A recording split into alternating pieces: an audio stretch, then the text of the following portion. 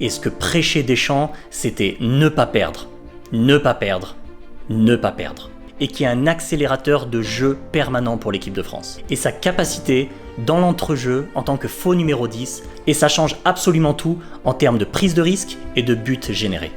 Qu'est-ce qui a bien pu se passer pour que l'équipe de France se transforme d'un spectacle affligeant, mais parfois efficace, et d'un ennui profond sur la période 2018 à 2022, à maintenant, sur ce mondial 2026 aux États-Unis, un spectacle offensif de tous les instants, pléthore de buts et une animation offensive incroyable.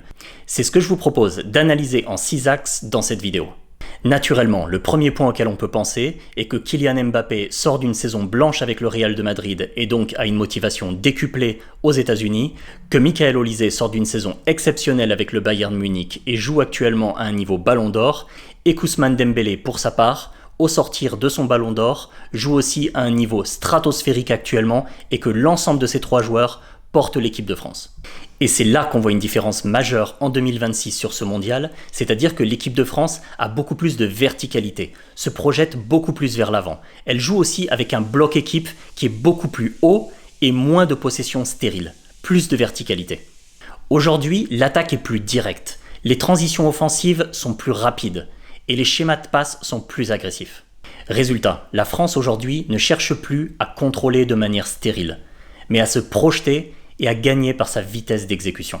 Maintenant, focalisons-nous sur les individualités, et en premier lieu Kylian Mbappé. Sur la période 2018 à 2022, Mbappé avait véritablement un rôle de finisseur isolé. Il restait en pointe, comme avant-centre, et avait responsabilité de terminer les actions en tant que finisseur. Désormais, lorsque vous regardez les matchs de l'équipe de France sur ce mondial 2026, vous observez que Kylian Mbappé décroche beaucoup plus. Il combine avec ses partenaires, il attaque les demi-espaces. C'est plus seulement un joueur en pointe, c'est un joueur qui a une liberté totale dans les déplacements et qui est un accélérateur de jeu permanent pour l'équipe de France. Maintenant, tournons-nous vers le cas d'Ousmane Dembélé. C'est un cas qui est fascinant à analyser en équipe de France et qui mérite d'aller bien plus loin que son simple statut de Ballon d'Or pour l'analyser. Tout d'abord, comment est-ce qu'il était perçu de 2018 à 2022 ? C'était un joueur qui était imprévisible, un joueur qui était irrégulier et qui très souvent se manquait dans la finition. Alors que maintenant, ce que Dembélé fait sur son côté droit qui lui est attribué, c'est qu'il vient constamment fixer la défense adverse en 1 contre 1. Vous pouvez l'observer sur plusieurs matchs, notamment celui contre la Norvège. Il vient constamment venir fixer son défenseur en 1 contre 1 et sans nécessairement faire de centre, d'ailleurs il en fait assez peu souvent, il fixe, il mobilise le défenseur et parfois il tente de le dribbler. Et ce que ça va créer immédiatement, c'est une création d'espace au centre du terrain pour Mbappé et Olise.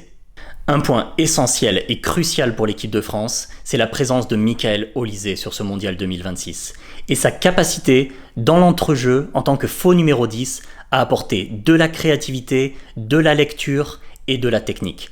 Qu'est-ce qu'il fait ? Eh bien, il apporte de la créativité dans l'axe. Il apporte ce jeu entre les lignes et ses passes progressives ou éventuellement dernières passes font vraiment de la différence dans le jeu de l'équipe de France. Par ailleurs, ce qui est intéressant à analyser, c'est qu'au-delà de ces 3 joueurs offensifs, le système de Didier Deschamps a évolué d'un véritable verrou auparavant à maintenant un système avec beaucoup plus de liberté contrôlée.